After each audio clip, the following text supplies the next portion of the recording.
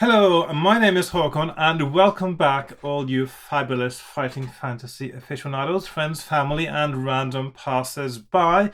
Today we are playing Temple of Terror again, and I've lost count how many times I've played this now. Is this the fourth, fifth time? I don't know. The thing about you walk in the desert, you get a bit hot and delirious, and you forget how many times you walked in the desert. So, um, last time I decided to save my game, as I call it, or in the old days, of course, you talked about the 5 finger grip as you put your fingers in the book to keep your options open for going back to where you came from. Excuse me. And the same thing I'm doing now. So I'll tell you the story so far.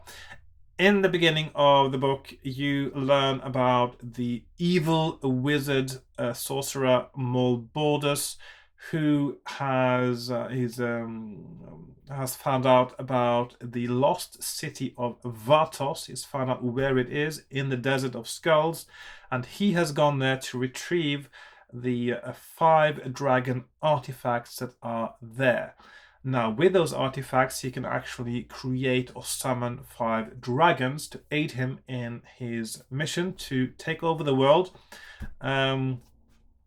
also with the help of a dark elf army. So he is meant to go to Vatos and go back to the dark elves that live near Darkwood Forest or in Darkwood Forest, and they will have an army ready to take over the world. Somebody has to save the world, and Yaztromo, of course, has taken a journey from his tower all the way to Stonebridge, which means it must be important. So he comes huffing and puffing into the dwarf town of Stonebridge, where you have been resting from your previous adventure. He tells a story about Malbordus and the Dark Elves, and asks for a volunteer to travel south to Vatos to get to the city of Vatos before Malbordus, so that he then the volunteer, can get all the dragon artifacts before Malbordus does. So that is the mission, to save the world. Not cliche at all. So you volunteer, of course. You're sitting there and you raise your hand and says, "Oh, I can do it." Yes, Tromo. Yeah, and of course he says, "Oh, haven't I seen you somewhere before?"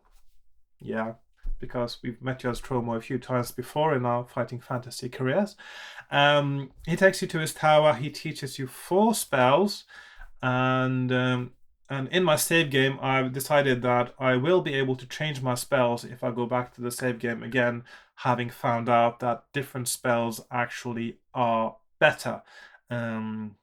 So, because technically at this point there are no spells that I've had to use apart from a fire spell, which also isn't essential. So, no, actually, I haven't used the fire spell yet. So I've used no spells, essentially, because I did use a read symbol spell, but I didn't really need to know what to do. So it's not essential. So as you start your journey, you have 2 options, either to go overland or to go by sea. If you choose to go overland, which I've done the first few times I've played, you quickly get to a point where you realize you're behind Malbordus, and so Yaztromo sends you an eagle to fly you down south. Now, there's a battle between the eagle and the pterodactyl, and the pterodactyl is much stronger than the eagle, and you are likely to lose. So, I still haven't managed to win that battle, and so it seems the best option by far is to go by sea. I presume, though, if you do take the eagle, maybe there's a shortcut to get to the actual temple itself. But the safe route and the correct route, as far as I can tell, is to go by sea. And yes, so if you go by sea, you rent passage on a barge. It takes you to Port Blacksand, the city of thieves, and where you find accommodation eventually in the Black Lobster for the night, the famous or infamous, I should say, Black Lobster. You have the chance of doing a barroom brawl as well. And you get passage on what turns out to be a pirate ship for going down south towards the Desert of Skulls.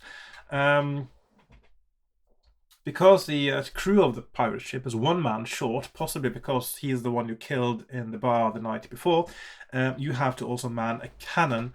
And very quickly after you set off, there is going to be a sea battle, and you have to man the cannon. But quickly the ship, which is called the Belladonna, is outgunned by a man o' war, so a proper warship, and it starts sinking. So you scramble to get out of the ship, you go into the water, and you have two options. Either you grab onto the masthead and you float away, or you try to swim towards the man o' war that sunk your ship. Now, the first time I got to this point, I let myself drift off away from the man o' war, and I was drifting for a few days until I finally got to shore. If, however, like I did last time, you go and swim towards the man o' war, you are hauled aboard, you are questioned, and it turns out the crew are dwarves, which means that you can tell them about your mission and you can prove to them that you know the dwarves of Stonebridge, and so they help you. They take you down to the Desert of Skulls and set you on shore, and that's where you get to the same point as you would have got if you drifted, but in a much more comfortable way. You actually get new provisions, so you're stronger and ready for the journey ahead. So that is the best option to do, or to go for. Then you go through the desert. You can find a golden key. You can fight some stinging flies of some sort. I can't remember exactly what they were called now. And also you meet a camel rider who can sell you a can of water. And you find a brass bell, possibly, when there's a sandstorm, and you get to a nomad who is a shopkeeper, a vendor, a merchant who sells you some of his wares.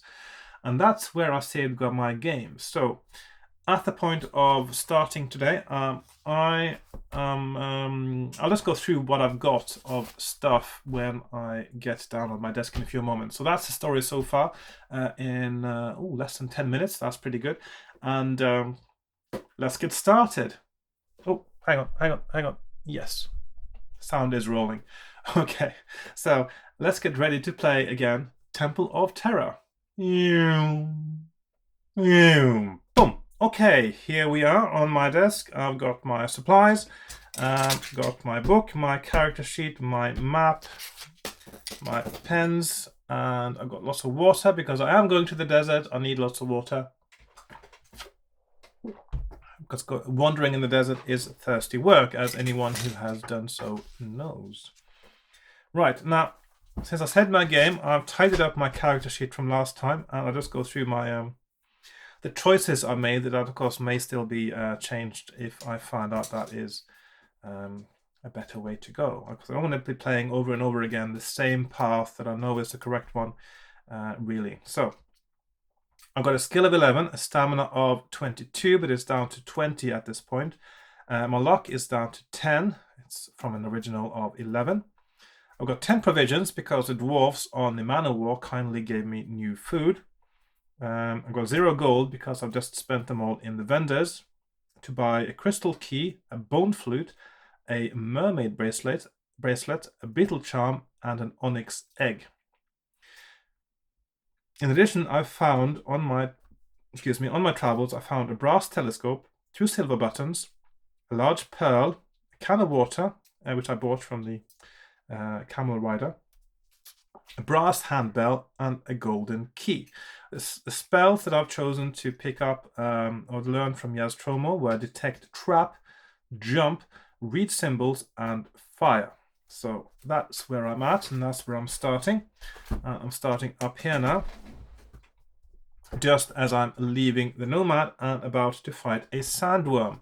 So I'll go to 389, starting with what I think is probably a really, really boring battle, and I did point out last time that it says in the introduction that this book is easy to learn, or easy, not easy to learn, it's easy to win if you know the right path with any dice rolls and any abilities. But this is a battle that is unavoidable, unless of course you can get past it with the eagle flight, but of course that is a difficult battle in itself, and that is completely independent of your abilities. Regardless of what path you've taken to get to this point, you have to fight a sandworm with a skill of 10 and a stamina of 20, which means that if you have anything less than 10 skill, you are most likely, and because it's such a long battle too, with a high stamina, the variability in the probability here, most likely this battle will end up on probability. So because there are so many rolls involved in finishing it off, because it has to be at least 10 rolls, 10 dice rolls to win the battle, and most likely it will be a lot more than that. So that means that you need good abilities to win this game. So there you go. Ian Livingstone being a little bit flexible with the truth, you might say, in his introduction, which is just cut and paste really from the earlier books anyway. So as we start then, I've got 1120. The sandworm has 1020. Let's see if we can do this. Probably next time I'll just skip this battle too. I'll just sort of save my game after the battle if this goes well. Worm rolls 11, I roll 7. That's not a very good start. 8, 7. That is a draw. 10, 2, 5, 2. Oh, hang on, that's me again. 12. Okay, this isn't going really well, is it? 7, 5. Okay, looks like I'm going to lose this battle, which means I just will have to start again anyway.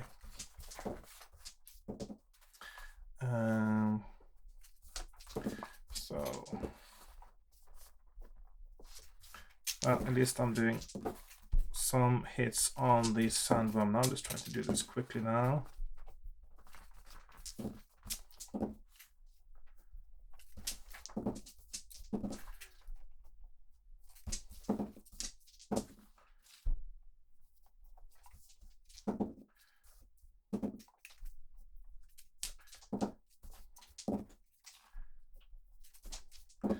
Okay.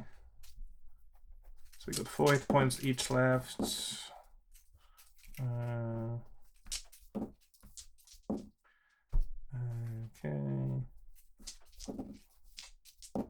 Okay, so I lost that battle, so I just have to do it again, basically, because this is when I'm starting my save game. So, right, let's see if we can do better the second time. This is a really boring battle. Let's just get this out of the way now. So, and once I get a... Okay, this is a good, better beginning anyway. Because once this battle is out of the way, I think I'll just sort of keep my result, as it were, from that fight and just keep going back to that point, because otherwise it'll just be... it's just so boring, I think, this battle. There's nothing exciting about it. There's no... I mean, the only reason you're doing it is just to get past it. So...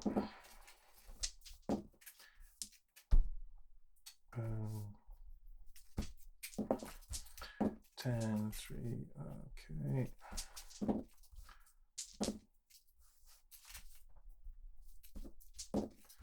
5, 7, 8, and finally perhaps, no, 11, 9. So, yeah, okay, so now I've finished the battle and now I've got 10 stamina points left. I'm going to leave it there. I'm going to say that is how this battle goes. I'm not going to do it again because that is a tedious battle. And I'm going to eat provisions. I'm going to eat 3 provisions and get myself up to 22 stamina points. And when I'm in this battle, I also get a sandworm tooth. So now my new save game state will include having done this battle. I'll just sort of take a picture of my character sheet there. So I got that down. And right, so I don't want to fight that sandworm again. It is boring. Okay, so let's go to 18. There's nothing to do with doing the puzzle, finding the dragons, beating more borders, anything. It's just something you have to do. It's a slog, that long battle. Right. You chip off one of the sandworm's teeth, which may be useful as a weapon. You tuck it into your belt and continue south. You walk steadily on until the sun sinks below the western horizon. Under the cloudless sky, the desert quickly becomes very cold. If you're able to cast a fire spell, turn to 177. I am indeed, although I'm not sure if that is the most useful use of my magic spell slots yet. So I use the fire spell and 1 stamina point down, of course, because it costs a little bit to use it. In the early morning light, you continue your desert trek, turn to 72. Okay, so we are at 72 there.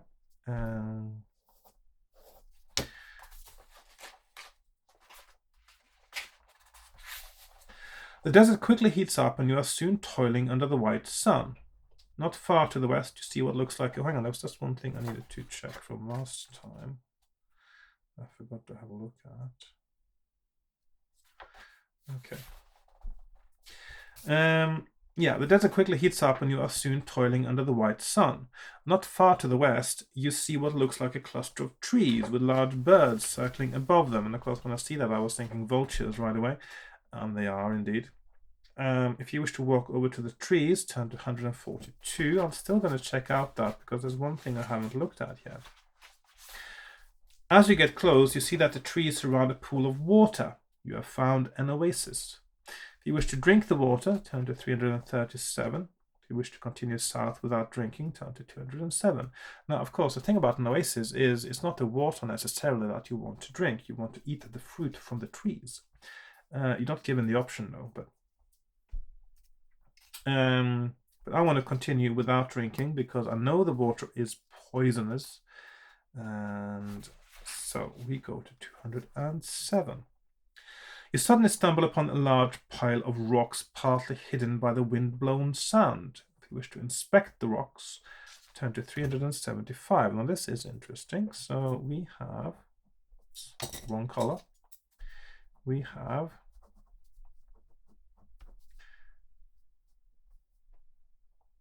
and 39, walk past, or 375, inspect the rocks. So I'm going to inspect the rocks, see what is there. Yeah. As you pull away the rock, a scorpion runs out from the shadow of its dark crevice and stings you on the back of the hand. Lose 4 stamina points.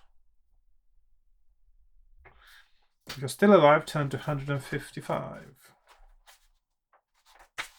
That better be worth it.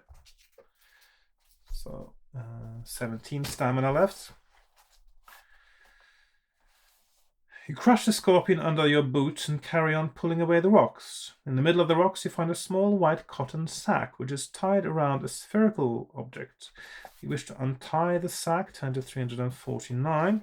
If you wish to leave the tied sack among the rocks and continue south, turn to 39. Well, I suppose I'll just keep going now, even though this might just get even worse. Hang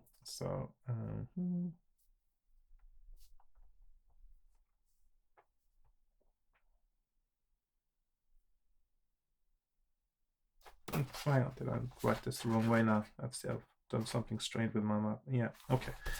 So that is like so, and this one goes up to 3.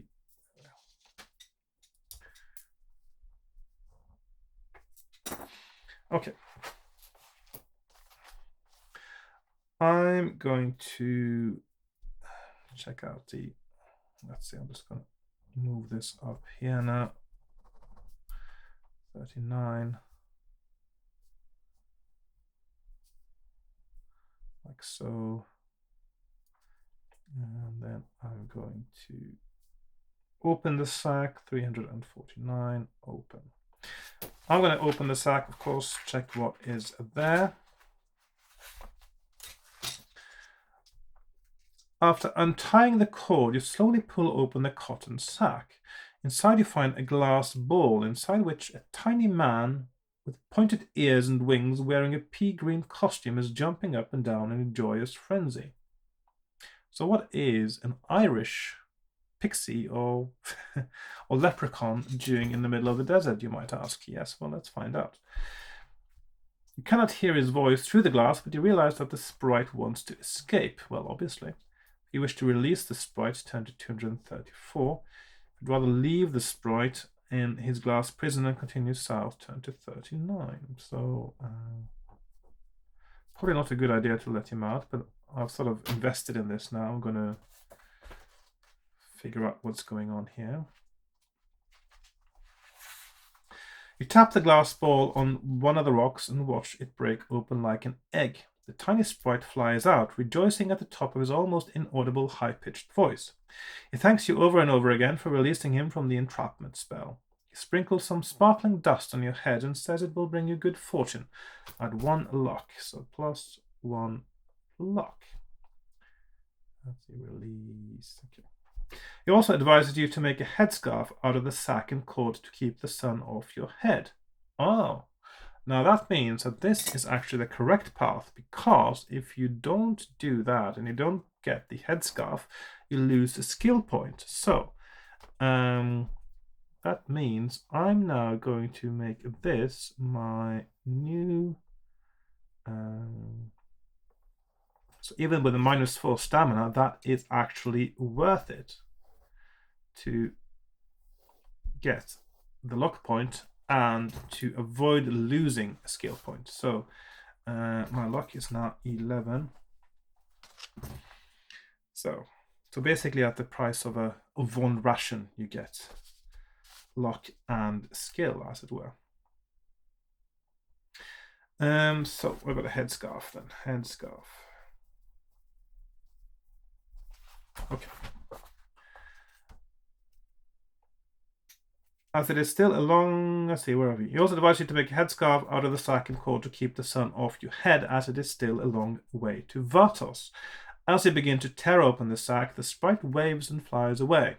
With your head and neck protected, you stride off south, turn to 39. So we are going to 39 there. Oh, hang on, I've got 39 already up here. So that means that this is the same as this up here. So we are going to 39. There we are. Long before noon, you are desperately thirsty. If you possess a water canister, turn to 63. I am indeed.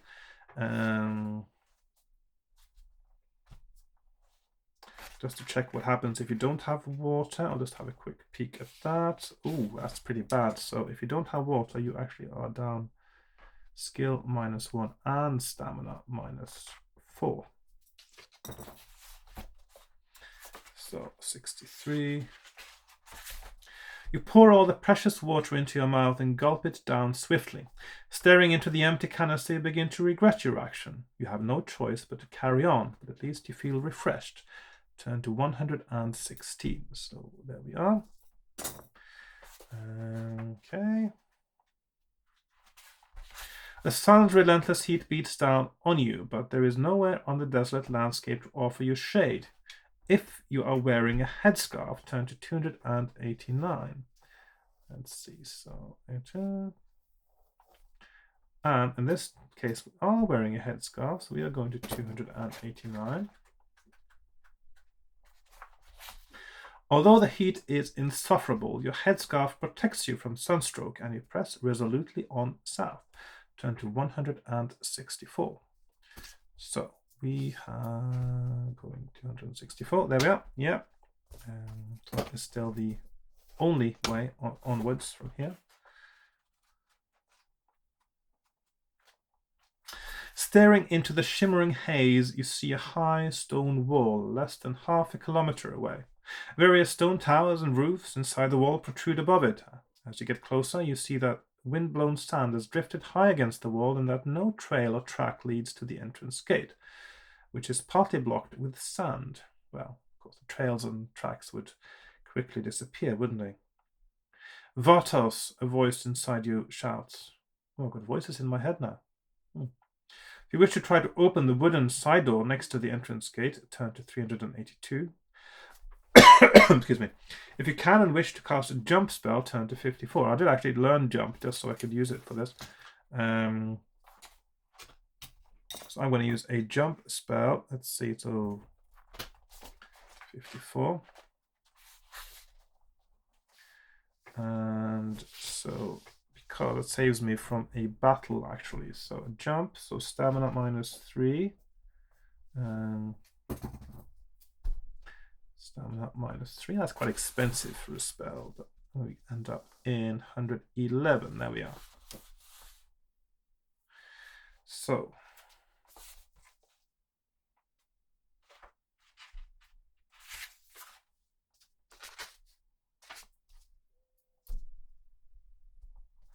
and 111 is on the next page of my map. There we are. That reminds me, actually, there's one more thing I just need to have a look at now, because I'm not going to do the overland journey again to... I'm always going to do the boat journey.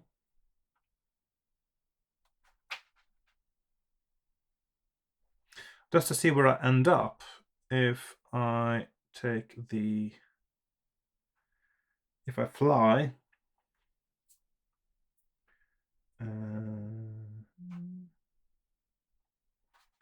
81. That's still not the same place. 297. 24. Different place altogether, is it? It's actually quite a different journey. Okay, I'll check that out some other time. So 111, yeah,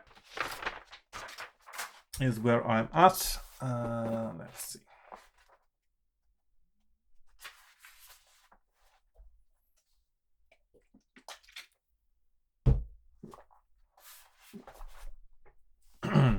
Looking around, you see no sign of life. On the opposite side of the square, there is a large stone archway. Seems as good a place as any to start your search for the dragon artifacts. You walk through the arch to a stone stairway which descends to a torchlit corridor below. Now, if you see a torchlit corridor, your first thought should be, who lit those torches within the last hour? Or half hour even. Torches don't last very long, so why would you waste them just lighting up so that you're... Maybe they just keep them lit, sort of somebody comes along and lights them up and replaces them all the time just in case an adventurer shows up. I think that's how it works in dungeons, isn't it? As you walk warily down the stone steps, you wonder where Mulbordus might be. At the bottom of the steps, you see an iron casket. If you wish to open the casket, turn to 287. And I'm going to open the casket. You prise open the chest and find a polished iron helmet inside.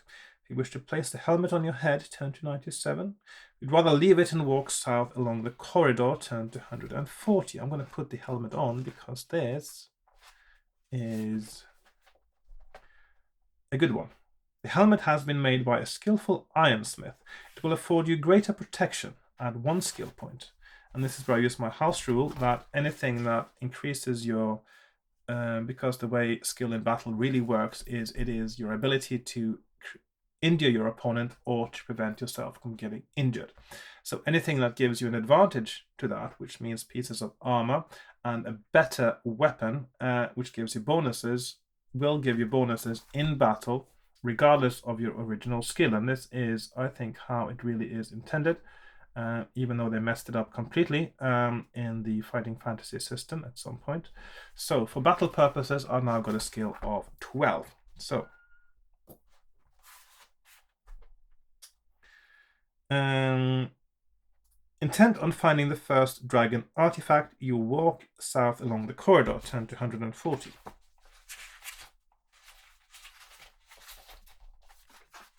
So far this is like so, corridor. Right, so this is a choke point again. I can't go anywhere else but here. And as you walk down the corridor, you suddenly feel a light tap on your shoulder. You spin around and see a horrifying creature with ragged clothes on its thin body. Its hollow eyes and mouth are filled with thick slime, which makes its voice gurgle as it whispers the word death in your ear. The messenger of death then disappears, but somehow you know what has happened. The messenger of death is a sadistic killer who plays games with its victims. Staying ahead of you, it will place each letter of the word death in various locations. Should you come across and read all the letters of the word, the messenger of death will reappear to revel in the sight of your life draining away. While Bordis' assassin has given you a search for artifacts an unwanted twist. Turn to 330. Quite an original thing, this one, I think. So I quite like that concept. So you're not just looking everywhere, you have to also make sure you don't find something as well as finding something. Right, so we are at 330. And still quite linear, this bit, I think. The corridor ends at a T-junction. Patterned drapes hang down from ceiling to floor on the far wall. Will you pull back the drapes, turn left, or turn right? Now, I know that if I go do the drapes, I will get to a dragon artifact. Now, I don't know whether going left or right will actually bypass that bit entirely, but it is possible. So I will go for the one I know, which is straight through. So I'm going to pull back the drapes and go to 170. You boldly throw back the drapes, half expecting a sign of death to be revealed. But there is merely a plain iron door, which reminds me, by the way, I need to eat to make sure I'm back on track now with my stamina. So I had, because I had, well, actually, I forgot I had 10 there, which means I started with 20, so minus 6. Hang on, is that right? Let's double check now. So I lost 4 stamina at the scorpion sting. Oh, and then from the jump spell, that's 7.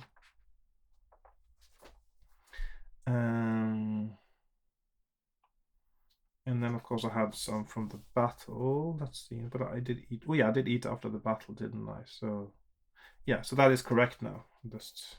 I forgot that I'd eaten after my sandworm battle. Okay, so I do have 14 stamina points left. So I should eat a little bit more. So that is 2 rations. So I'm down to 5. And I've got 22 stamina again. As I open the door in front of me, because there's another battle that is also difficult and possibly unavoidable. You enter a dust-filled room which has dried blood smeared all over its walls. There is a bucket hanging down from the ceiling on a rope just above your head. Quite a peculiar way to keep things. More normal people put things on shelves on the floor. In the wall opposite you there is another door, and in the wall to the left there is a low arch from which you can hear the sound of scratching. A huge black insect's head suddenly appears out of the dark hole, followed by a long and many-legged body. The giant centipede rushes from its lair to bite you. And just to be clear, a centipede is not an insect. No, it's not.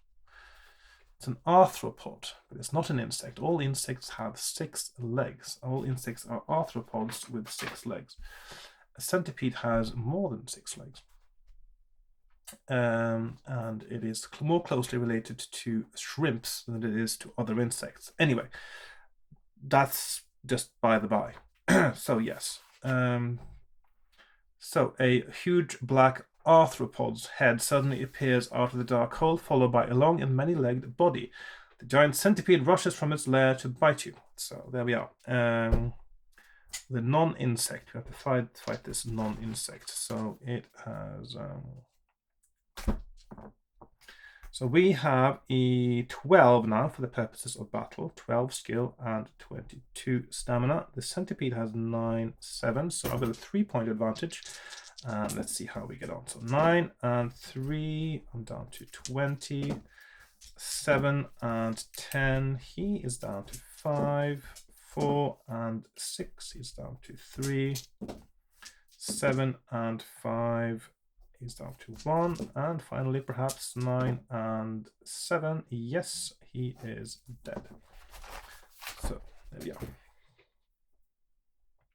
So I win and I go to 393.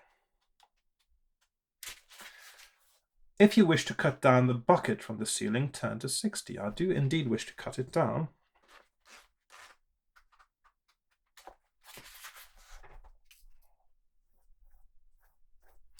The bucket clatters to the stone floor when the rope is cut, spilling its contents, old bones, all around the room. Gathering them all together, why would you do that? You discover that one of them has been carved into the shape of a dragon. This is one of the artifacts you have been seeking. So I've got, let's see, dragon. Dragons, I'll just put dragons.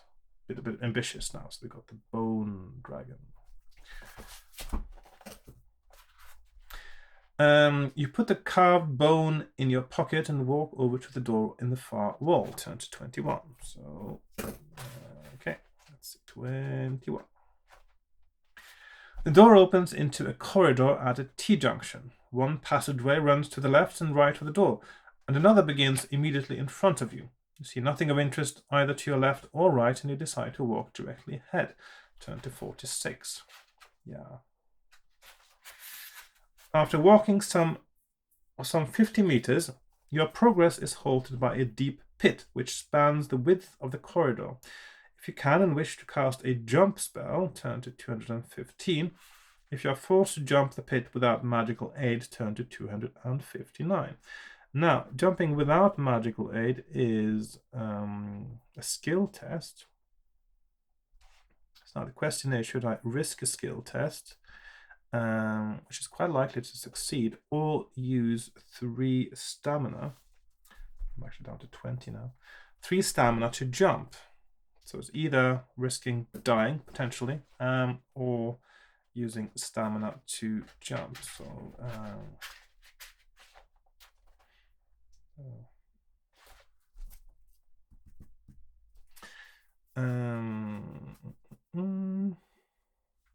I should probably use my jump spell. So I'm going to, I don't want to risk it. So I'm going to do -3 stamina there. And use my jump spell. You utter the words of the spell and leap over the pit with ease, landing gently on the far side. And then we go to 252. Or 152. And then I can use a Russian to get myself up to 21 stamina. And I'm down to 4 provisions now.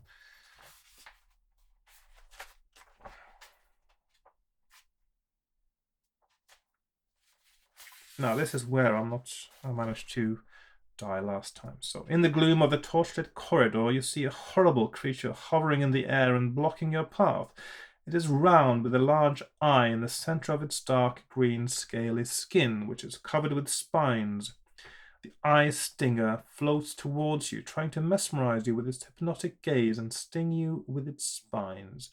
If you wish to fight the killer with your sword, turn to 236. If you would rather look through your backpack for something to use, turn to 387. So I'm going to have a look at my backpack again and see if I have anything that might work against this creature. And the options are a mirror, a pearl, or an onyx egg. So I presume that one of these will actually work. A mirror does not work because this is not a beholder or a gorgon-like creature that turns things to stone, and it can't turn itself to stone by seeing itself in a mirror. So because it can't hypnotize itself. So what might work against it? And why? An onyx egg? I mean, this must be something about this item that appeals to the creature, perhaps. I'm going to do a save game now because I don't want to be doing all the same things again and again now and get to this point and just do something differently here, because at this point I think I'm quite happy that this is the correct path. So I'm going to try the onyx egg this time and see if that has any effect. As soon as you reveal the onyx egg, the eye stinger becomes motionless and closes its central eye. Ooh, so that does work. So that is the correct one to use. Okay, so you seize your opportunity and run past the eye stinger, holding up the onyx egg to protect you. Turn to 340. Okay, that's quite good. But of course, I don't know if I might as well just fight it, possibly. But anyway, so although it does require testing of luck, though. So maybe an onyx egg is an essential item, and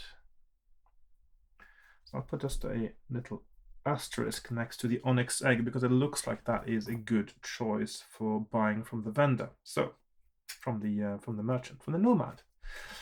Right, 340. I was thinking maybe the onyx egg would be the right thing there, so I was guessing that. Because the likelihood of having the pearl is a lot smaller than the onyx egg, and so it made sense to me that that might be the correct thing.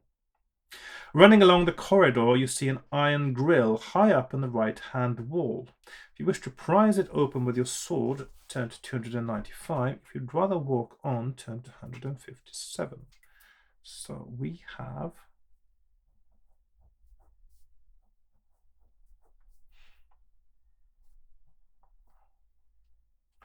So 295, open grill, or 157, walk on. Well, I'll have to check it out, I think, because, well, I'm curious and I want to know what's going on here. So 295. Okay. As you reach up to prise the grill from the wall, you notice that it has been tampered with. Two of the vertical bars and the joining horizontal bar have been highlighted with white chalk to form a distinctive letter H in the center of the grill. The messenger of death has struck, so that means this is a letter H. And there we are. It is 4 minus 4 stamina and minus 1 luck. Okay, so that is down to 17 and 10. I'm going to eat another provision, bring myself back to 21 stamina, and that means the correct path there is not to look at the grill. You reach up into the recess behind the grill, but find that it is merely an air vent. Cursing your bad luck, you walk on, turn to 157.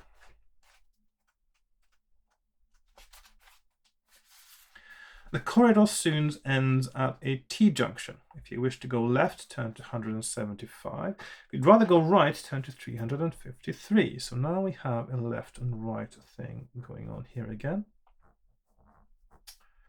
So, and probably only one of these paths will be correct. So 175 or 353, left or right. I'm going to go right. You follow the corridor until it turns sharply left. On turning the corner, you see that the floor is covered with broken glass. As you pick your way through the glass, a shadowy figure suddenly appears in the corridor ahead. You hear a shriek of laughter as a bottle is hurled at you. It shatters on the stone floor at your feet to reveal a piece of rolled-up parchment lying among the broken glass. If you wish to read what is on the parchment, turn to 256.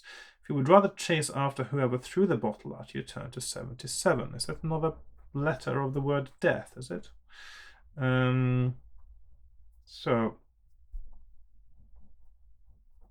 in any case, I'll just do do like so. So chase, 77 chase, or 256 read. So I'm going to read the parchment. 256. The parchment is inscribed with strange symbols which you do not understand. If you are able to cast a read symbol spell, turn to 208. If you cannot cast a spell, turn to 147. So we have 147. No, not 208. Read symbols. And I do have a read symbol spell, so I'm going to use that. And I'm going to turn to 208. As you utter the words of the spell, deduct 1 stamina point. And let's see, stamina 20. So stamina -1. Your symbols begin to make sense. Too late, you realize that it is a curse of bad luck taken from a mummy's tomb. Lose 4 luck points. Oh, dearie me. Luck -4.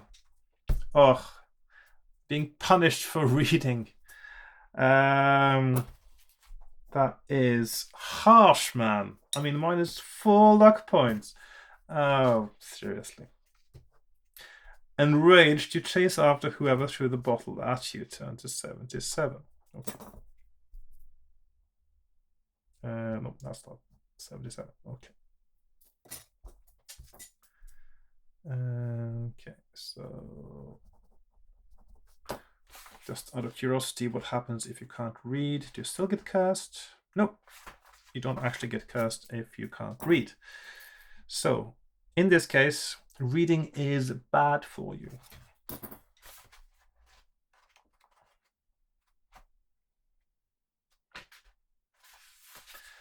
By the time you are clear of the broken glass, there is nobody in sight. The corridor stretches on, passing a stone archway on the left. Whoever threw the bottle did not run through the archway, so you continue straight on. The corridor finally ends at a T-junction, and you realize that you are unlikely to find your assailant now.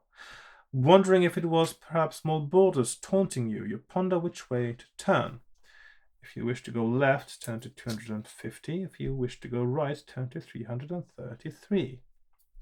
So we have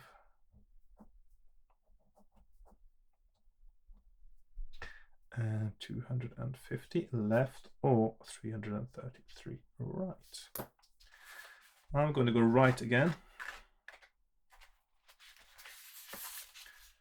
As you walk along the corridor, you suddenly become aware of the sound of footsteps marching towards you. If you wish to see who is coming down the corridor, turn to 274. If you would rather turn back and hurry down the corridor straight past the last junction, turn to 250. 274. So 274. Let's call it wait.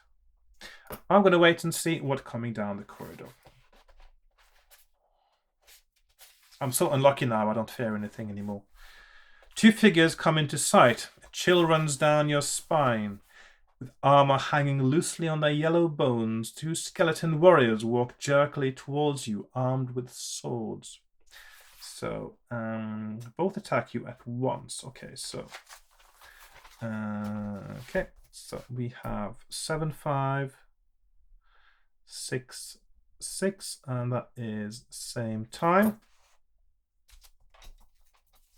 Right, so we have 11, 20. No, 12, 20. It's mine. And there's a 7, 5, and a 6, 6. I'm going to start attacking the 7, 5, of course. So I'm going to roll for both of them and for myself, and let's see how this goes on. So he is, for the first one, 5 skill point advantage. He rolls a 9, I roll a 7, so that's me hitting him. Second one rolls an 8 and I roll an 8, so that means he misses and I don't injure him because I'm not trying to do anything but parry at the moment. Next round, he rolls 7, I roll 4, so I'm hitting the first skeleton again. Second skeleton rolls 7, I roll 7. So nobody injures anyone there either. Next round, 7 and 11. First skeleton is dead. Second skeleton rolls a 4, so I'm defending myself successfully again. Now I've only got 1 left, got a 6-point advantage. He rolls a 5, I roll a 4. He's got 4 hit points left. He rolls 11, I roll a 7. So that is me hitting him again, and he rolls a 5 and I roll a 6, and he is dead. So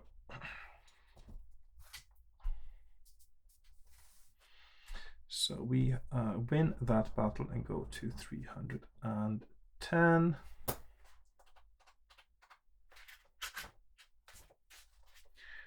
You take a shield from one of the broken skeletons and sling it over your arm. Add 1 skill point. So now I'm 13 for purposes of fighting.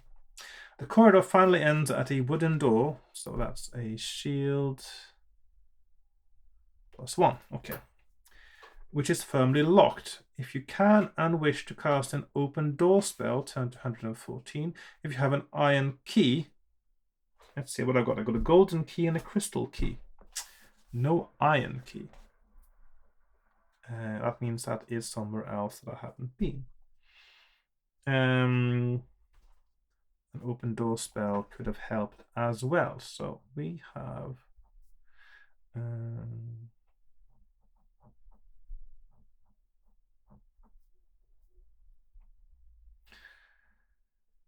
So 114 open door spell. 276 iron key, or 399 not. None of the above. Okay. Unable to open the door, you turn around and walk back down the corridor and past the last junction. Turn to 250. Okay. So, well, we try to see what's behind that door at some point, but just getting the shield there is actually quite a good thing, I think. So I think that's definitely worth it just for the shield, actually. So, 250, yes.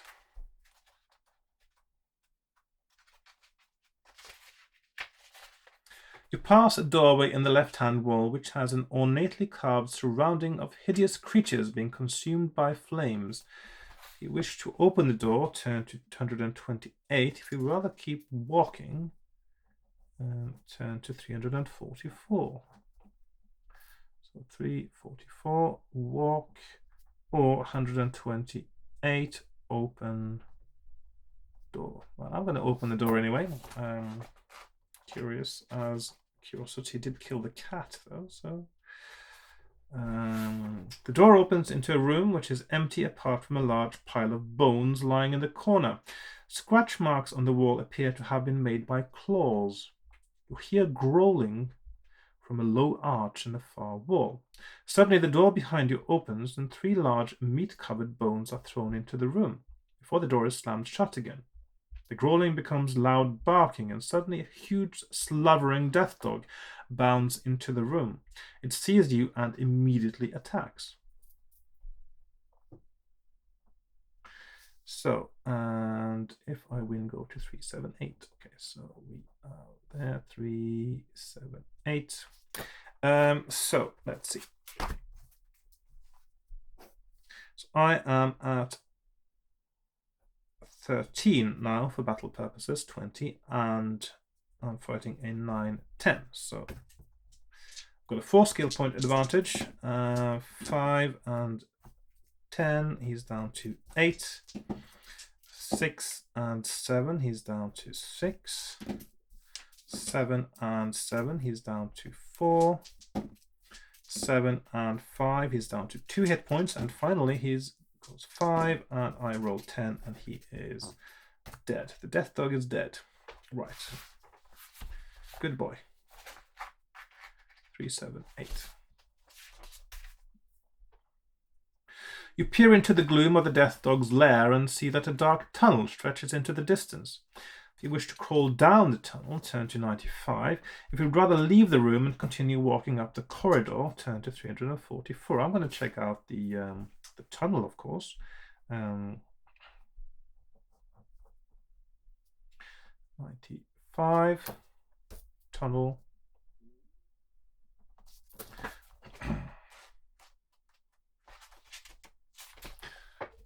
Need to drink some water.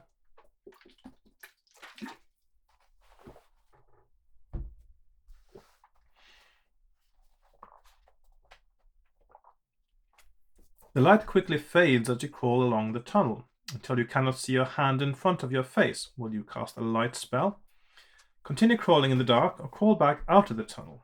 Okay, so now can you just take one of the torches that have conveniently been lit all around for you? I mean, right, so we have light spell, crawl in the dark. 2, 2, 1, light spell, or 2, 4, 6, dark. I'm going to crawl on in the dark just to see if, well, not to see, but to feel if there's anything interesting going on here. If you're able to cast a detect trap spell, turn to 388. Okay. If you do not know this spell, turn to 109. So we have two options. 388, detect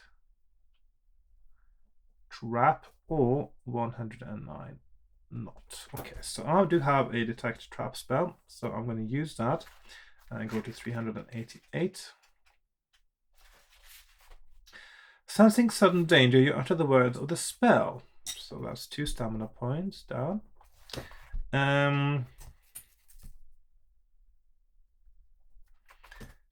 A magical aura illuminates a crossbow that is mounted on the wall and a tripwire which is laid 2 meters in front of it. You climb over the wire without triggering it and squeeze past the crossbow. The tunnel finally opens out into a dusty room lit by torches set in the wall. Turn to 43. Okay, so we are going to 43. This better be good. As you make your way across the dusty floor of the door in the wall opposite, your mind suddenly fills with horrific images. You scream in terror as you think you see the whole room become engulfed in flames. Your flesh appears to be burning and death seems imminent. Your nightmare drags on for 5 minutes before the strain makes you lose consciousness. You come to about an hour later. How do you know? Of course you don't know. And when you try to stand up, you realize that you have lost some of your nerve and courage. Your hands still tremble and you feel completely shaken. Lose 3 skill points. So I'm down to 8, or for combat purposes, 10. You stagger towards the iron door in the far wall to leave the room of fear. So turn to 117. Okay, so that is not anywhere you want to go. So basically you don't want to go, well, maybe we do want to go down the tunnel. I don't know if, I doubt that is the right path at all. I'm just going to put a red mark on that one there now. So 117. Now it is possible you can get to 117 other ways as well. I don't know. So maybe I should put it on my map in a... Yes. Indeed. So I'm going to put it there. 117. The door opens into a corridor. Looking left, you see nothing of interest, which means you could approach it from that direction as well, from some other direction, probably. So, but to your right, you see glowing lights dancing about in the gloom of the corridor. Curious to find out why the lights are moving, you walk towards them. Turn to 339. 339. Yes, so here we have skill minus 3. 339. As you move closer to the glowing lights, you realize that they are starting to move towards you. 3 giant bugs with wings buzz loudly and close in to attack. Fight the giant fireflies one at a time. So we've got 5, 4, 5, 5, and 4, 6. And there is some special rules there. Each time a firefly wins an attack round, roll 1 die. If the number rolled is 1, 2, or 3, the firefly will discharge electricity and you will lose an additional 2 stamina points. Oh joy. Okay, so 38. Right, so I currently have, let's see, where am I now? So I've got 10 skill for the purposes of fighting. I've got 18 stamina. And fireflies are 5, 4, 5, 5, and 4, 6. So I've got 5 skill point advantage as I battle the first one. So he rolls 11. I roll 7, so that is me still hitting him actually. 9 and 7, he is dead. Next one, 5 skill point advantage again. He rolls 5, I roll 8, he's down to 3. He rolls 8, I roll 9, he's down to 1. He rolls 7, I roll 5, he is also dead. Next one, 6 skill point advantage. He rolls 9, I roll 2, actually means he hits me. And then I roll 1 die, and I roll a 3, which means I get 2 more damage from the electricity. Fireflies aren't electric. It's bioluminescence. Anyway. 4, 11. It's down to 4 hit points. 8, 2. That is a draw. 7, 5. He's down to 2. And finally, perhaps he rolls a 4 and I roll an 8. He is dead. Right.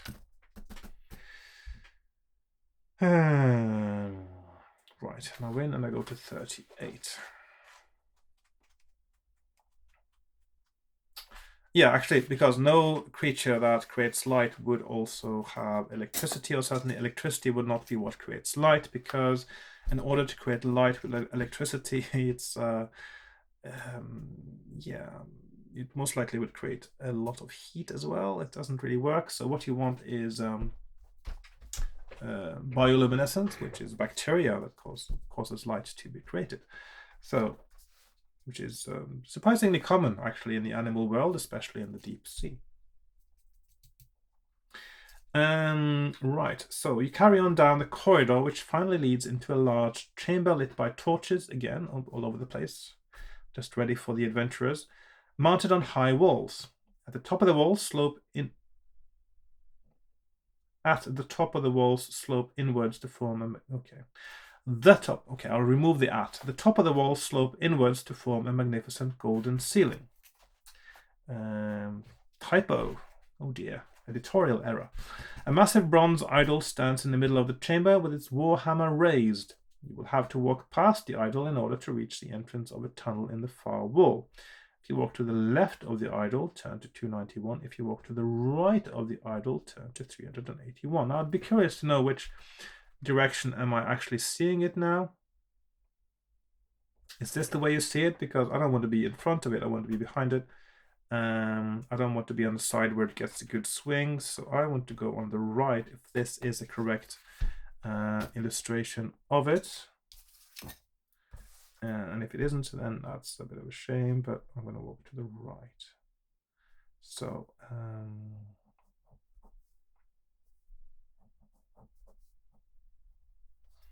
so 291 left, 381 right. So 381. You walk under the raised warhammer of the idol towards the tunnel entrance, turn to 74. So that was the right choice, perhaps then. So I'm going to put a ring around that because it is the correct choice. You step into the tunnel and notice that the floor starts to slope downwards. It finally leads down to the edge of a flooded room. Water flows into the room through the mouth of a lion's head set in the wall. There is a ledge on the far wall which rises above the water, and the tunnel continues beyond it. You shrug your shoulders and wade into the murky water. You are waist deep in the flooded room when the long tentacle breaks the surface. The water is stirred up as the monster thrashes around, sensing that food is nearby. Suddenly, another tentacle wraps itself around your leg and tries to drag you underwater. You draw your sword and begin hacking blindly at your attacker. If you are wearing a bracelet of mermaid scales, turn to 396. If you're not wearing this item, turn to 13. So we do have the mermaid scale bracelet, which is good. So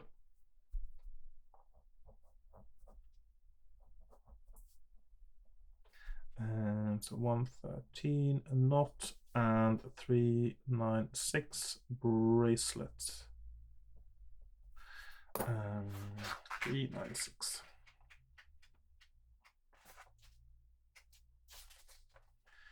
As you stab into the water, your bracelet is briefly submerged. The tentacle monster is immediately repelled by it and swims silently away to the deepest part of its pool. You seize your chance, climb up onto the ledge, and escape down the tunnel. Turn to 91. That seems quite good. 91.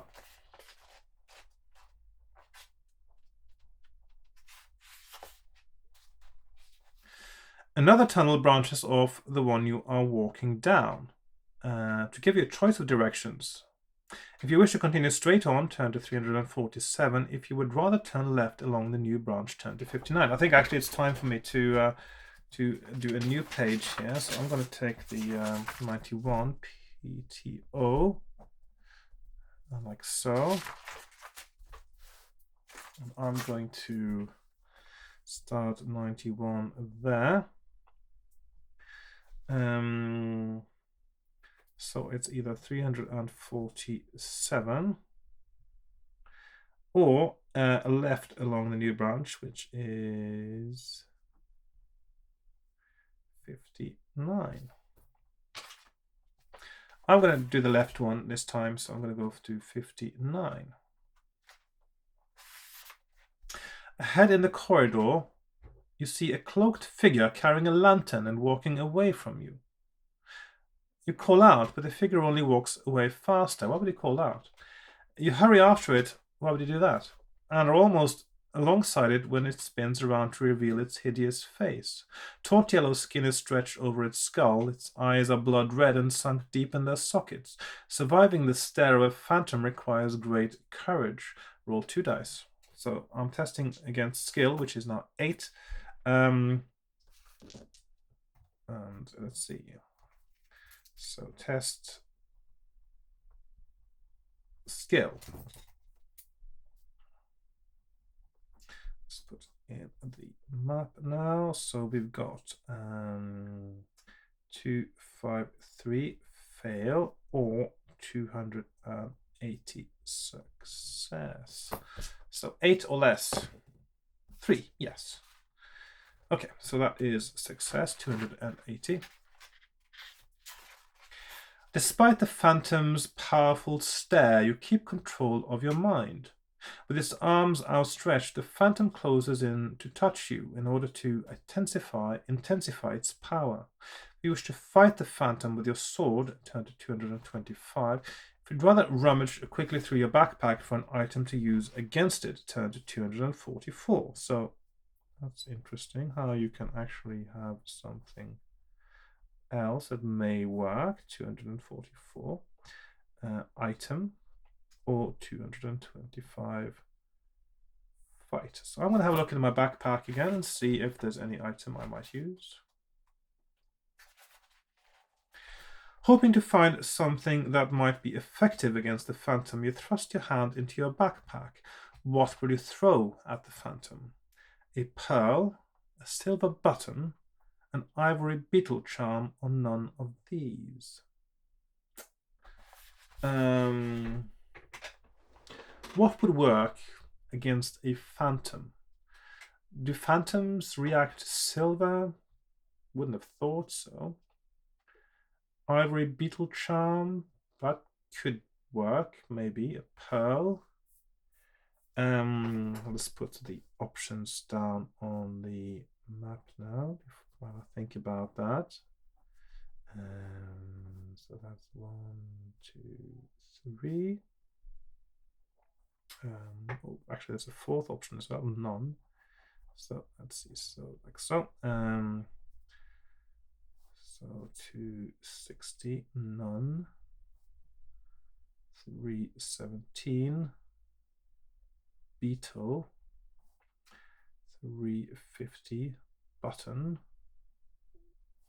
or 185 pearl. Now I'm going to try the beetle, actually, see if that has any effect whatsoever. The phantom snatches the charm out of the air and crushes it into dust. So that is the wrong choice. Laughing at your pathetic attempt to destroy it, the phantom grabs your arm with its free hand and you are instantly paralyzed. Lose 4 stamina points.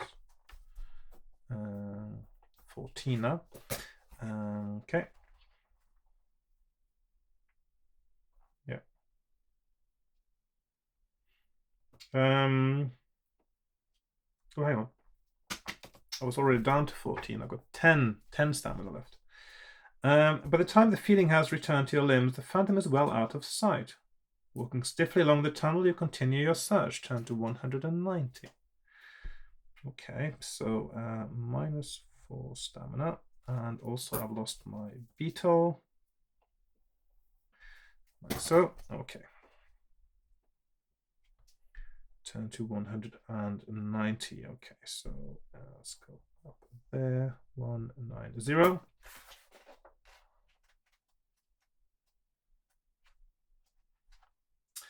The tunnel finally ends at a T-junction. The cross passage shows signs of more frequent use. The walls are decorated with murals and tapestries, and there are torches at regular intervals to give plenty of light. If you wish to turn left towards the murals, turn to 161. If you wish to turn right towards the tapestries, turn to 40. So we've got 2 options. Let's put them like so. So 40 right or left, 161 left. I'm going to turn right towards the tapestries. The tapestries are large and colourful, depicting various gods and deities, some of whom are in human form, some in animal form, and a few are part human and part animal. If you wish to pull one of the tapestries from the wall and put it in your backpack, turn to 19.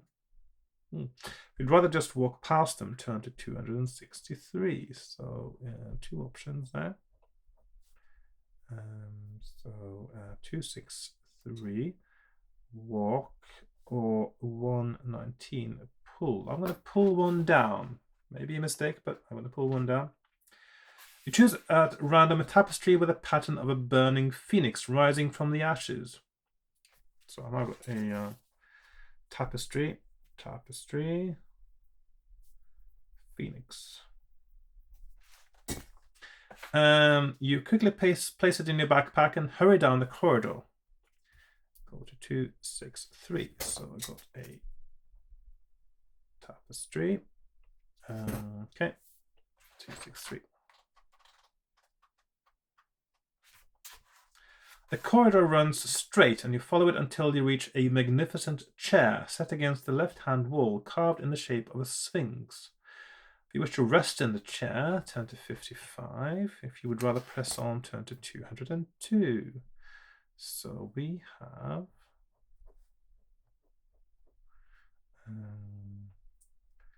so rest, 55, rest, 202, walk. I'm going to rest and see what happens. 55. The chair has many mysterious powers and few dare sit on it. Test your luck. My luck is only 6, but let's go. I'm lucky. 5. Okay, so rest, test, luck, and so we have Unlucky 360, unlucky, or 286, lucky.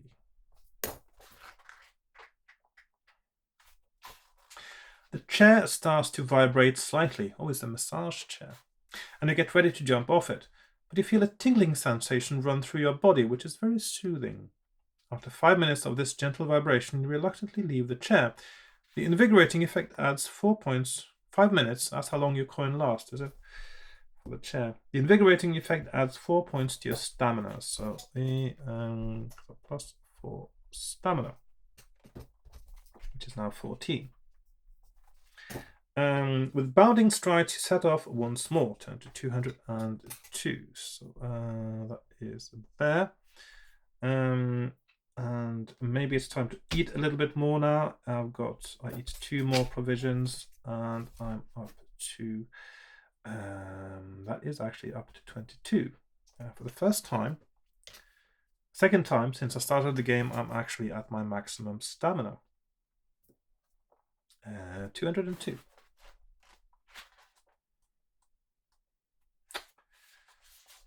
As you walk along, you suddenly notice the pungent smell of herbs in the air.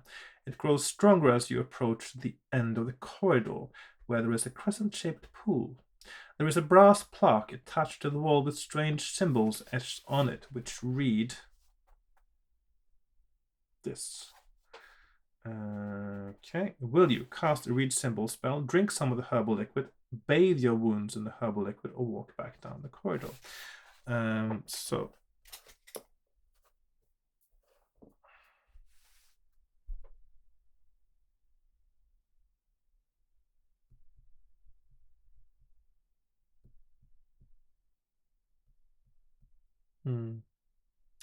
right. So 1, 2, 3, and 4 options. Okay, so boom, boom, boom, boom. So 37. Read symbols. 100. Drink. 269. Bathe. I don't have any wounds right now. 364. Walk back.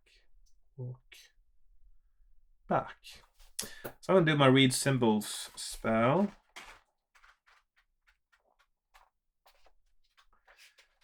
You cast a spell, deduct 1 stamina, so that's 21, and are suddenly able to read the symbols. A simple warning on the plaque reads, "Do not drink," but you decide that no harm can come to you if you just bathe your wounds. Okay, so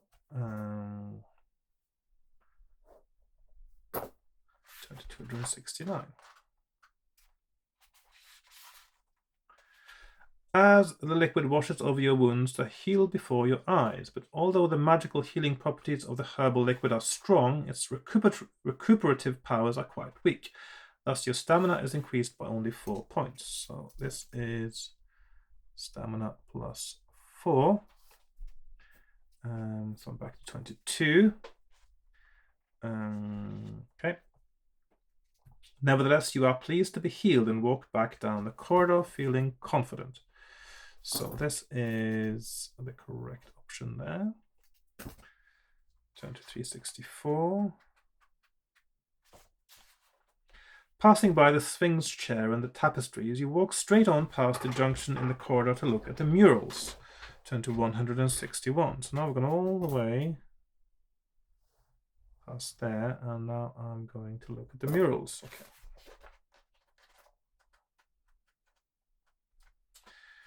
The mural stretches along the wall for approximately 20 meters and depicts the great battle. A mass of undead whipped on by vile orcs are pushing back an army of men and dwarves. Orcs and undead, yeah. The leader of the undead is hidden by dark robes. Apart from his fleshless reptilian skull, his cold, evil green eyes stare threateningly from the mural.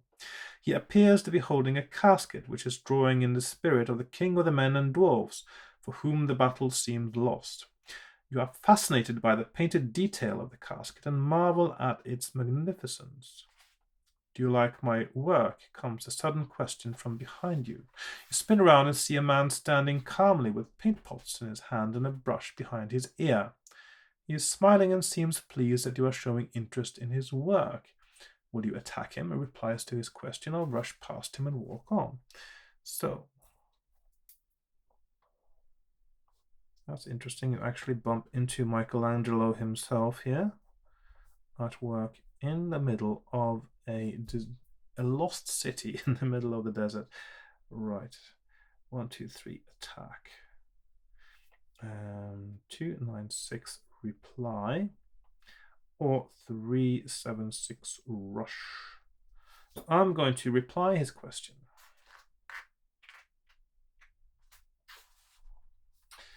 If you wish to reply that you do like the artist's work, turn to 181. If you wish to reply that you do not like it at all, turn to 105. Well, obviously, I'm going to say that I like it. So I am going to do like this. So 181, I like. 105, dislike. So, just like on YouTube, 181, like. The artist laughs and says, I never expected a compliment in this place of evil. No doubt you have been lured here with a promise of great wealth by the high priestess Alicia. I have staked my life on my reputation. Perhaps you have not heard that Alicia is a great lover of art, despite her cruel and terrible ways. Each year, she secretly invites artists to perform their works inside the lost city. Down the corridor you will see tapestries, and elsewhere there are wood carvings and etchings. She alone judges the works, and the result is final, very final. The winner receives 300 gold pieces, and the losers are sacrificed to honor the Dark One. Needless to say, I think I'm going to win. She gives us all the ring of protection to wear so that we come to no harm while we work. My name is Murkig, and I'm pleased to meet you. You ask him if he has heard of a man called Mulbordus, but he shakes his head. You stress that it is very important that you find Mulbordus and ask, well, I want to find him, I want to find the dragons, really. And ask if he has any knowledge of the tunnels and passageways. Murkegg rubs his chin and replies, I'm afraid I cannot help you much, as I spend most of my time painting. I do know that Leisha's inner temple can only be reached by walking through the curtain of golden rain. Perhaps whoever it is you are looking for is being entertained by Leisha. All I can do is wish you luck. You shake hands with him and press on down the corridor. Turn to 376. Now this is a point where if you were evil, you would kill him for his ring of protection. Right, so 376. So we are there. The corridor bends to the right, and you follow it round until you arrive outside a closed door. You can hear agonized cries and a sadistic chuckle coming from inside the room. If you wish to turn the handle and push the door open, turn to 206. If you'd rather ignore the cries and keep on walking, turn to 66. So I'm going to move that up here. Okay, something happens down there on the map. So 66, ignore, or 206, open door. I'm going to open the door and have a look. The door opens into a room which is filled with all kinds of implements of torture. The screaming is coming from a man who is hanging from the ceiling by his wrists, and the laughter is coming from his torturer, hooded, bare-chested man who is holding a smoking branding iron. If you wish to help the unfortunate captive, turn to 328. If you would rather leave him at the mercy of the torturer and continue up the corridor, turn to 66. So 328, help, or I'm going to help. The man hears you close the door and advances towards you to attack you with his branding iron. Torturer 8, 8. Okay, so 8, 8. And if you win, go to 141. So another battle. I've got 1022. I'm at 1022. The torturer is at 8-8. So I've got a 2 skill point advantage as we start the battle. He rolls 7, I roll 6, so he's down to 6. 4 and 5, he's down to 4. 6 and 9, he's down to 2. And finally, perhaps he rolls a 4 and I roll, a 5, and he is dead. So I win and I go to 141.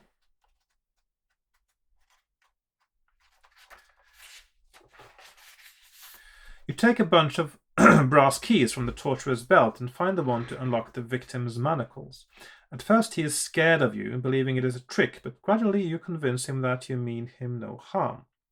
You learn that his name is Thita, that he was a servant of the high priestess Lisha, and was caught trying to escape from Vatos.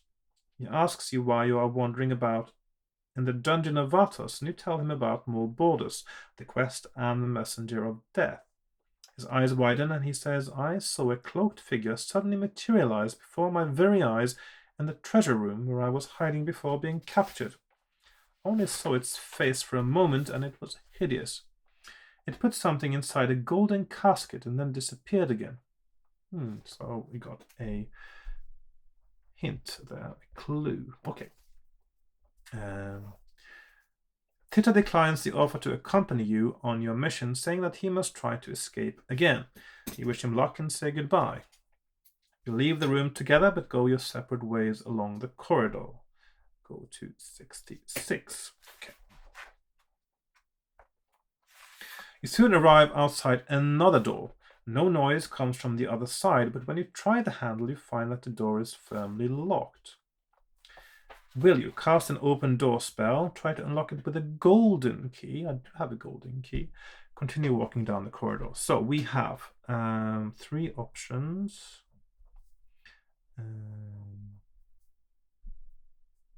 Just going to do them like so there. So that is 17. That is walk.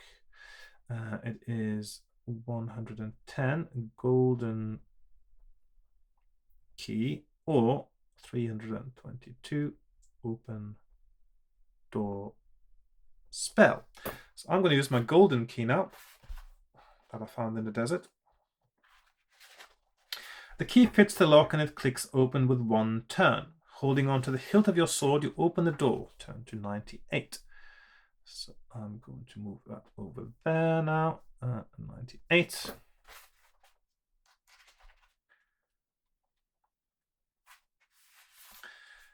You enter a marble-floored room which is bare except for the bronze head of a beautiful woman mounted on the opposite wall. You are surprised when its lips suddenly start to move and you hear her speak. Welcome to the room of question, says a soothing voice. It has been an age since I last spoke to anyone. You are obliged to answer my question or die. Answer it correctly and you will be rewarded. Answer it incorrectly and you will suffer. Now tell me, how many gold pieces does Lisha give to the winner of the art competition? If you know how many gold pieces make up the prize, turn to that number. If you do not know the answer, turn to 154. So 154. Not, but it was 300 gold pieces, so I remember that. So I'm going to go to 300. There's an asterisk there because it's not a reference. Well done, continues the talking head. You have answered correctly. Red smoke starts to pour from its mouth and swirl around your face. When it finally drifts away, the bronze head is still and silent. You are left feeling powerful and as though destiny is with you. Add 2 skill points. Skill plus 2. And 2 luck points. Luck plus 2. With renewed enthusiasm, you walk out of the room and up the corridor. Go to 17. Okay, so I did actually lose a few skill points earlier, so I can now be back to 10 and 12, which is good. Lock. I definitely, desperately need a bit of luck, so I got 2 points there. And I go to 17. The corridor ends at a doorway which is made of iron. You turn the handle and enter an empty room which has 2 doors leading from it, one to your left and one to your right. If you wish to open the door to your left, turn to 298. If you wish to open the door to your right, turn to 216. So I'm going to move that up here now on my map, like so.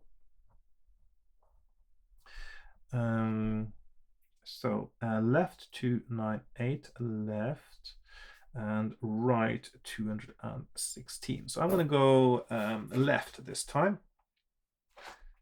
298. The door opens into a room which is completely empty.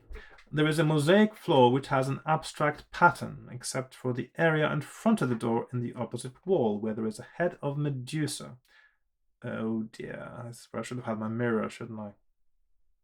On the door there is a small box with a slot on its top. You walk up to the door, turn the handle, and find that it is unlocked. If you wish to put a gold piece into the box before stepping through the doorway, turn to 214. If you rather walk through without making a donation, turn to 268. I don't have any money, so in this case, I don't really have the option. So let's find out what happens next.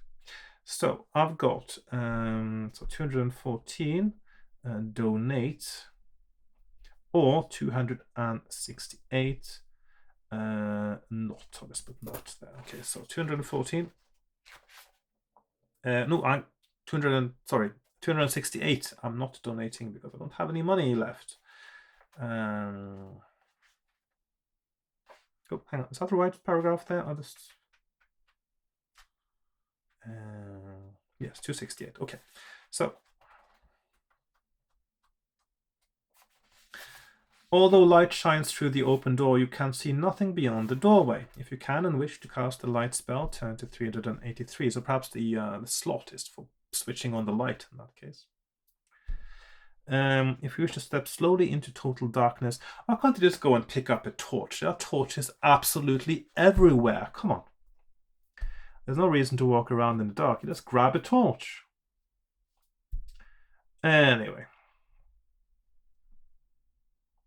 So we got 383 light spell or 326 dark. So I'm just going to go into the dark. I don't have an option really. I can't go back. I can't grab a torch. Your hands touch rough stone on either side of you, and you realize that you are in a corridor. Your heart thumps as you make your way slowly down the corridor, but what you are unable to see is a sharp blade which is set between the walls, less than a meter from the ground.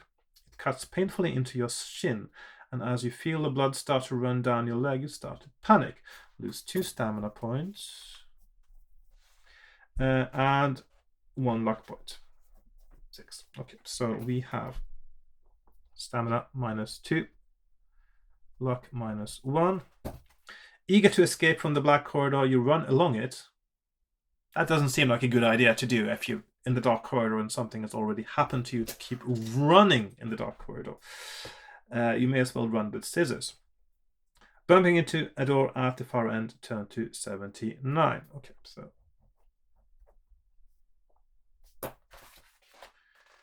Anyway. 79, 79, 79. A door opens into a candlelit chamber which has a strong, musty smell. The floor is covered with debris, scraps of rotting food, matted hair, ash, teeth, and animal droppings. When the door behind you closes, the door in front of you flies open, and a deformed, one-eyed mutant lumbers into the room. Why are you presuming he's a mutant? That's a bit sort of prejudiced, isn't it? You see somebody who's deformed and you almost automatically presume is a mutant, but you are someone who's an adventurer who's seen all kinds of weird monsters, and why would you presume somebody is a mutant? It could just be a monster. This could be his natural look. This could be what is considered by his species or race to be beauty. So he's not a horrible mutant. No, he is, yeah.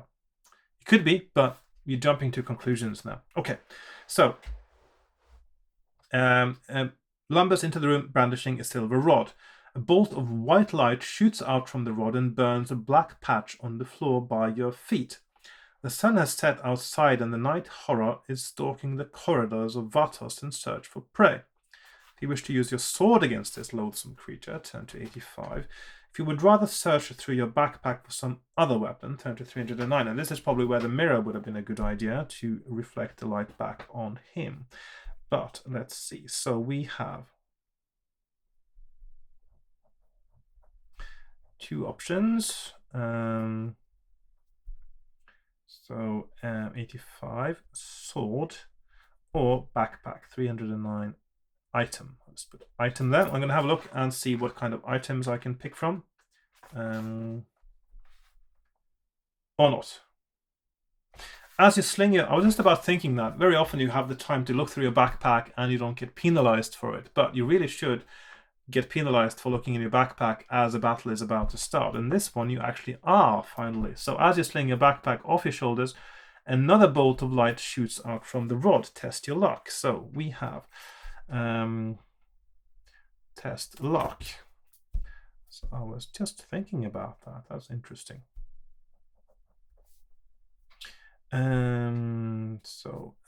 Lucky 145, 45 lucky, or 121 unlucky. So my luck is at 6 and I roll 8. So I am unlucky and I go to 121, which means I'll probably get injured a little bit. The bolt of light flies into your chest, knocking you back against the wall. Lose 2 stamina points and 1 skill point. Ooh. Okay, so stamina -2, skill -1. So skill is now down to 9/11. And stamina is down to 18. And luck is down to 5. Mustn't forget. Right, so what item would he pull? So a mirror seems like the obvious choice here. I do not have that, unfortunately. So let's see, let's do like so. I'm sure this is the same option for the other paragraph there as well. So 198 bell, 331 tooth, or 22 mirror, which probably is the correct thing to get. So I didn't have the mirror this time, and I'm going to have to try to use something else. I'll be using the handbell, I guess, just to use something that seems like maybe it could have an effect on something. So I'm going to do with the bell there. Oh, the bell works. You ring the bell and watch with pleasure as the night horror drops its rod and tries to cover its ears with its deformed hands. It screams in silent agony. How do you scream in silent agony? If you scream, it's no longer silence? Or is it just looking like he's screaming but is not making a sound? And then collapses onto the floor. But your delight is short-lived, because you hear a grating sound above you. The silver rod, out of the hands of its owner, has magically triggered a mechanism in the stone ceiling, which is starting to lower on top of you. You run to open one of the doors, but both are firmly locked and cannot be opened, even by Yastromo's spell. Will you pick up the silver rod, try a crystal key in the door, if you have one? This is probably where the crystal key is the right one. Try to burn a hole in the door with a fire spell. Okay, so maybe that's an option that might work too. So we have, I'm sure if I try to pick up the rod now, that something bad will happen, because it seems like it's that kind of place. So 290 rod, 150 crystal key, or 239 fire spell. I'm going to try to use the crystal key now and see what happens. The ceiling is descending fast and you have to stoop while trying to fit the crystal key into the lock. Test your luck. Okay, test luck. So this is where it might all go wrong. So 2 options there. So we have 1, 3, 5, unlucky, which I'm sure leads to death, or lucky 209, which leads to escape. So lucky. Okay, so we have a luck of 5. I need to roll 5 or less, and I rolled 6. So close, so close. And I'm unlucky, and I'm probably dead now, but I'll go to 135. Is it? If I wrote that correctly. So, yeah. 135. Yeah, it's terrible number 3 then. And I'll see what happens. As you fumble to unlock the door, the crystal key falls from your fingers to the floor. Well, that rhymes. That's actually better poetry than Ian Livingstone usually writes. It shatters on impact and you realize that all is lost. As the ceiling lowers relentlessly to the floor, there is a sickening crunch of bone. Your adventure ends here. So, the end. And that was the end of a very long and very exciting journey into the city, a lost city of Vatos. And I must say this. Yeah. So I've done a lot. I mean, I'm on page 3 of my map, so I'm done a lot of exploring today. Right. So that was really exciting playthrough, I think. And please let me know what you think if you enjoyed that. I certainly really enjoyed my time in the Desert of Skulls today. I know the last few times I was a little bit sort of, because I was so annoyed with sort of stumbling into the same dead end more than once, annoyed with myself mostly, and then it felt a bit sort of somehow linear once I started getting onto the right track. But today I've got on an even more right track, and I must say this is a really, really exciting book. This is, I think, I would even go so far as to say that this is, at the moment, I think, the best dungeon crawl in the series. That's how far I would take it. This is really good and very exciting, and there's still lots of things to discover here. It is relatively linear, but it doesn't seem to matter so much. You don't want it to be too much of a puzzle, perhaps, to find the way. In this one, there's still some things you need to sort of pick up and buy, and of course you need to have the right spells and or the right items, which is quite a nice mechanic. There seems sometimes to be options so that if you have the right spell or item, something is a little bit easier, but it's not impossible if you don't have those, which I quite like. So all in all, I think this is a very good book, and I'm really looking forward to playing it again. Of course, I will not start from the very beginning. I will start somewhere quite sort of just outside of Vatos, probably, having defeated the sandworm, and just sort of go from there. I may or may not change my purchased items or my spells. I have not decided yet. I will have a look at that before I just sort of analyzing my map a little bit and seeing what I sort of feel that I need for next time before I do that or make any decisions about it. But I'm definitely looking forward to my next playthrough of this. So without too much further ado, then I will say goodbye. And so as usual, please like, share, comment if you enjoyed this.